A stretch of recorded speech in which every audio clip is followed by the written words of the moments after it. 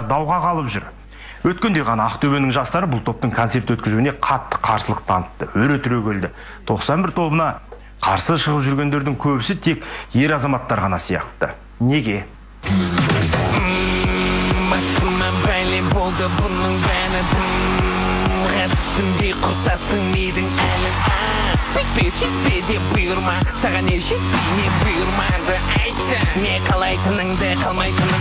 Біздің қарсы болып тұрған себебіміз олардың шашын бояп, құлағына сырға таққаны бізді әбігерге салып тұр. Осы жерде Ақтөбе облысындағы барлық өнер адамдары атынан біз өзіміз қарсы шығып тұрмыз. Эфир алдында осы топтың жігіттерімен әдейі кездесіп, көрермендерді мазалаған көп сұрақтарды төтесінен қойдық.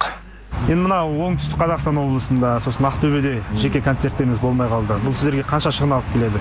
Шынымызды айтсақ, бізге мүлдем қатысы жоқ. Біз емес сол нәрсені ұйымдастырушы. Сол себептен ұйымдастырушылар жағынан қанша шығын алып келгенін енді біз білмейміз. Мәжіліс депутаты Бекболат Тілеухан сіздерге қатысты өзінің Ринат Зайытовтың пікірін толық қолдаймын, және де қазіргі таңда қыз-текелікті жарнамалау әлемдік нәубет болып бара жатыр деп айтқан еді. Сіздер осы пікірге қатысты не айтасыздар? Ол пікірді қабылдаймыз. Бірақ та біз негізінде қыз-текелікті ешқандай жағынан да жарнамалап жүрген жоқпыз. Негізінен қыз-текелік деген ол не? Бірінші сол сұраққа толық жауап беру керек сияқты әр адам өзі үшін. Себебі қыз-текелік деген ол мүлдем бөлек әлем. Ал біздің істеп жатқан зат ол мүлдем бөлек әлем. Сол себептен екеуі мүлдем қиылыспайды. Шатыстыруға болмайды деп ойлаймын.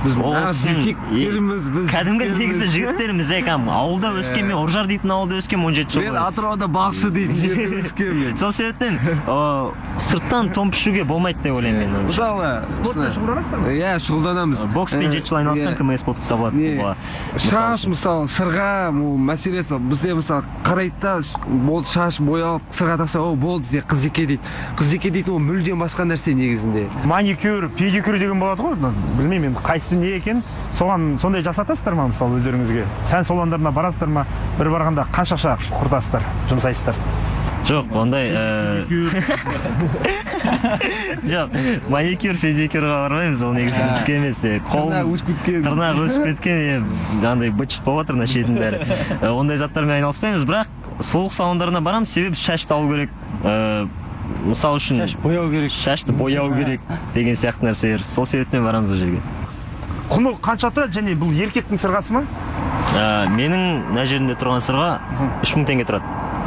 Ол еркектің сырғасы вольфрам деген темірден жасалған. Темірден емес, вольфрам деген металдан жасалған болатын. Қыздар бұндай сырға тақпайды. Сонымен қашан үйленесіздер? Кім бірінші үйленеді? Мен соңғы контракт. Мен соңғы. Мен жауап бере берейін ба? Бұл сұраққа әрине жауап беруге болады. Әзір емес. Өйткені біздің контракт бар, жұмыс бар. Сондықтан барлығы келісім шартта жоқ, ондай әңгіме жоқ, шектеу жоқ, үйленбеу керек. Негізі контрактты былай алып тұрғанның өзінде де қазіргі біздің графикпен, қазіргі біздің жұмыс тәртібімен негізінде ешбір қыз келсе қоймайтын сияқты. Бізге қыздар ұнайды. Біз қыздарды жақсы көреміз негізінде. Дәл соны білгілері келсе, көбісі сол жағына қателесіп отыр. Қоғамға өкпелеген кездеріңіз болды ма? Бір қатты ренжіген сіздердің өздеріңіздің? Мұнда мүмкін қоғамға емес, мұнда сіз сияқты журналистерге ренжіген кезіміз болды. Бұқаралық ақпараттарға жоқ. Сіз сияқты емес. Осылай келіп әңгімелесіп, жақсы араласып отырмыз ғой. Дәл осылай жақсы араласып отырып, барлық берген ақпараттарды басқаша монтаждау арқылы бізді басқа жақтан көрсету. Сол желтый прессаның құрбаны алдарыңызда тұр. Ол мен бір интервьюде мен айтып қалған бір сөзім бар. Қазақстанда әдемі қыз жоқ деген. Ол толықтай өтірік сөз, өйткені мен ешқашанда ондай сөзді айтуым мүмкін емес. Айтқанмен оны кесіп тастады, әрине.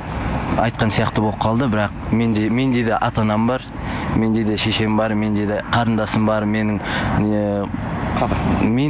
қазақ болғандықтан мен өйтіп айтуым мүмкін емес нәрсе. Шетелге көшіп кету ойларыңызда жоқ па?